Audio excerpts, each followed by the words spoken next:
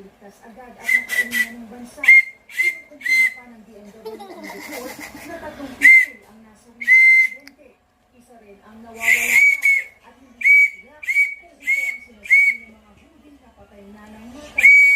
Iniimbestigahan din ng DMW ang posibleng pananagutan ng Pinoy na kapitan ng barko. Mas malaki ang Nakalapad mo yung secretary.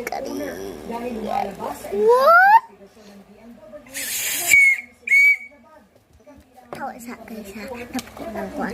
Yuki! Ang barko sa Red Sea. Zen Hernandez, ABS-CBN News. Naapin ko duha guys. Achievement Usa. Unsay mo ako manghod. Kuan. Ang mensahe ng kanyang Unsay mo kani or kani. Hey, okay. No, she.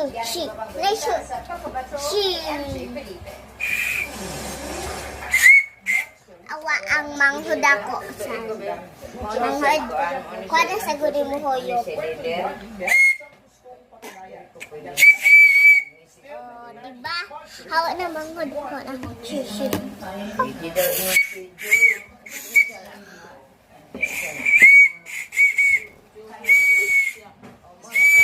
Bye-bye. Ano nagubas niya.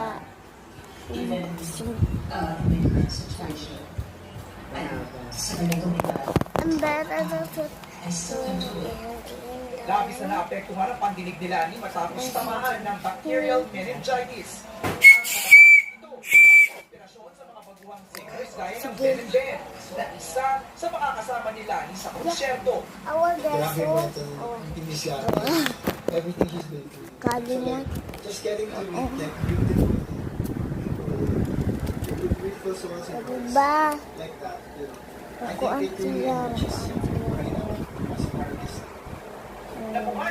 Diba? Ayaw go. Oh.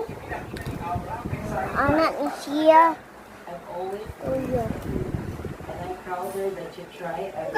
Kita na ka.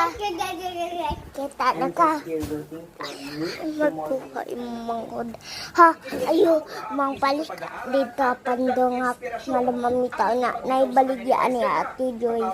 Bye-bye! Bye-bye! Bye-bye! Bye-bye!